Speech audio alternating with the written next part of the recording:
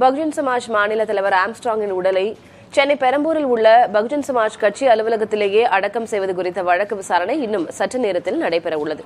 இதுகுறித்த கூடுதல் விவரங்களை வழங்க செய்தியாளர் சுரேஷ் இணைந்திருக்கிறார்.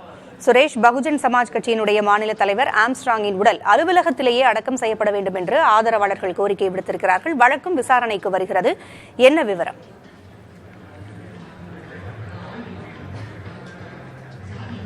பூங்குழலியான் திலகவதி பகுஜன் சமாஜ் கட்சியுடைய மாநில தலைவர் ஆம்ஸ்ட்ராங் வெட்டி படுகொலை செய்யப்பட்டார். இதைத் தொடர்ந்து அவரது உடல் தற்போது பந்தர் கார்டன் எனக்கூடிய பெரம்பூரில் உள்ள பந்தர் கார்டன் மாநகராட்சி பள்ளி வளாகத்தில் பொதுமக்கள் அஞ்சலிக்காக வைக்கப்பட்டிருக்கிறது. இந்த சூழலில் இந்த வடசென்னை பகுதியில் ஆம்ஸ்ட்ராங் பல்வேறு நலத்திட்ட உதவிகளை இந்த மக்களுக்கு செய்திருப்பதாகவும், மேலும் பல்வேறு மாணவர்களுடைய கல்விக்கு உதவி இருப்பதாகவும், தொடர்ந்து இங்கு சமூக பணி ஆற்றி வந்ததாலும் அவருடைய உடல் என்பது அவர் வகித்து வந்த அந்த கட்சி அலுவலக பகுதியிலேயே புதைக்க வேண்டும் என்பது அந்த கட்சியினுடைய ஒரு முக்கிய கோரிக்கையாக இருக்கிறது. மேலும் அவர் குடும்பத்தினர் அதையே தான் வலியுறுத்தி வருகிறார்கள்.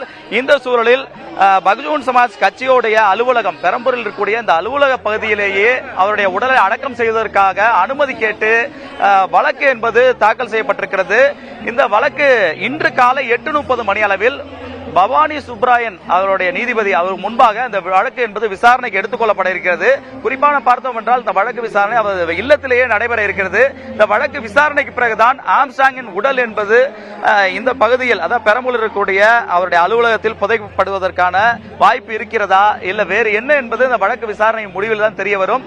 இருந்த போதிலும் இவருடைய ஆதரவாளர்கள் குடும்பத்தினர் தொடர்ந்து வலியுறுத்தி வருவது ஆம்ஸ்ட்ராங்கின் உடலை அவர் கட்சி பணியாற்றிய அந்த மாநில அலுவலகத்தில் முக்கியமாக இருக்கக்கூடிய அவருடைய தினந்தோறும் வந்து சென்ற அந்த அலுவலக வளாகத்திலே புதைக்க வேண்டும் என்பது இவருடைய வலியுறுத்தலாக பார்க்கப்படுகிறது.